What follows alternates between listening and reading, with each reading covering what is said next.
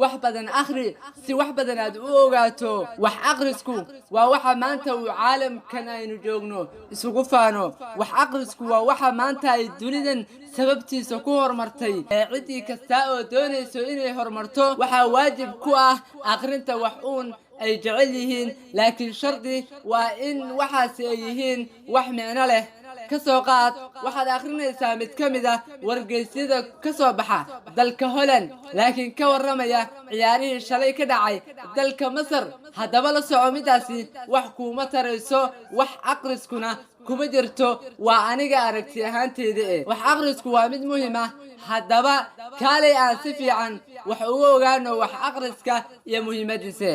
أقبلت يا رمضان الخير مستبقا والقلب يشتاق دوما أنت تروينا يا درة الكون طاهر نبض خافقنا فالجرح كبلنا فاغسل معاصينا. qiimaha uu leeyahay wax akhrisu garan maayo, laakiin waxaan ogahay in Alle subxaanahu wa ta'aala uu aayadihii ugu horeeyay ee lagu soo dejiyay suubanaha uu ahaa aayado taageeriya wax akhriska.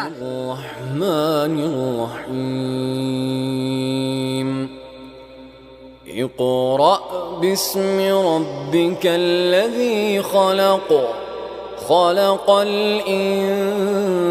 الإنسان من علق اقرأ وربك الأكرم الذي علم بالقلم علم الإنسان ما لم يعلم. sidaa awgeed wuxuu Alle subxaanahu wa ta'aala quraankiisa ku sheegay waxa ay leeyihiin muhiimad gaar ah. sidaa darteed wax in la akhriyo waa mid ka mid ah hababka ugu wanaagsan ee ibn aadamku uu ku gaari karo horumar. qof kasta oo raba inuu gaaro shay haddaba wax badan ha akhriyo. haddii aad idhaahdo ii dardaaran caamirow, dardaarankayga waxaan kaaga bilaabi lahaa ka dhowrso eebbaweyne, waxaana kuugu gabagabayn lahaa wax aqri. marka ayaan si dirata ah kuu xasuusinayaa abwaankii weynaa ee Soomaaliyeed Hadraawi markii uu lahaa intuu maanku gaajaysan yahay guuli waa weli. muhiimadu waa in wax la akhriyo. ummad walba inta ay ka akhris badan tahay ummadda kale ayay ka sii horumarsan tahay. ummadii ma horumarto ilaa wax bay akhrisaa, dhalinteeduna waxay ku barbaarisaa wax akhriska. dalkaygiiyow ma aqaan dadkaygu sida ay ii fahmi.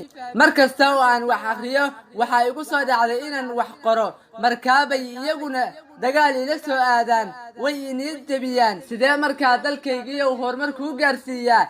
iyagaaba caqabad igu noqday. dadkaygii baa ila fahmi waayey muhiimadda wax akhriska. anigu waxaan markaa xusuustaa horaantii yaraanteyda koritaankii ee hooyadii igu soo korisay, isla markaana aan seexdo iyadoo hooyadii ay soo qaadan jirtay buuggii sheekooyinka kadibna igu dul akhrin jirtay.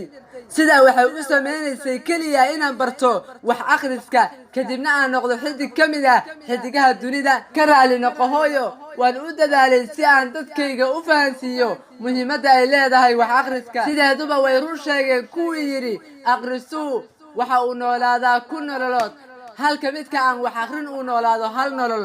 sidoo kale waxa ay dhahaan akhrisuu waxa uu jiraa 3 qarni. haddaba kaalay aan kaaga warrame qaabka uu ku jiro 3 qarni. qarnigii tagay waxa uu ka akhriyaa buugaagtii laga qoray oo uu hayaa sooyaalkeedii.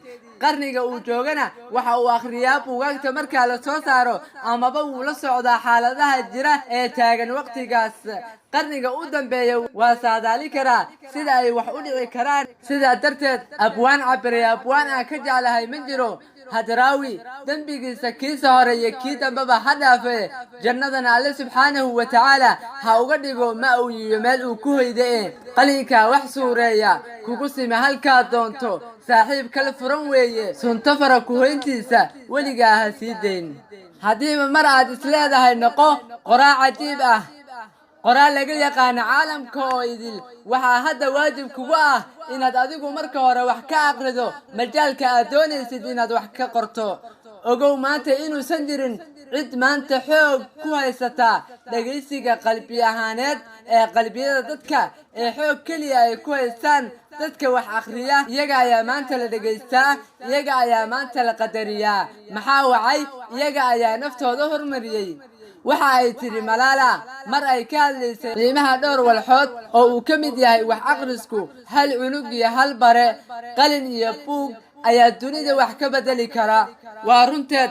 arag maanta kuwa wax akhriya badankood waxa ay ku nool yihiin nolol farxadeed, taas oo ka dhigtay inay noqdaan hogaamiyaasha maanta. daba laga yaabaa inaad isweydiinaysid su'aalo ay ka mid yihiin: maxaan akhriyaa? xagee wax ka bilaabaa? xagee wax ku akhriyaa? sidee u sameeyaa caado wax akhris? haddaba waxaan muuqaal ka soo samayn doonaa su'aalahaas iyo kuwo kale oo la xiriira mawduucan. laakiin waa haddii aan waqti u helno.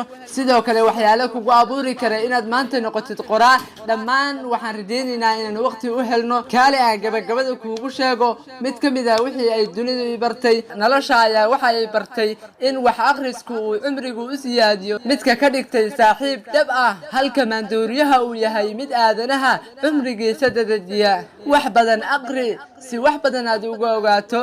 sida aad wax u akhriso in leeg ayaad u fakaraysaa. saad u fakarto un bayna noloshaadu noqonaysaa.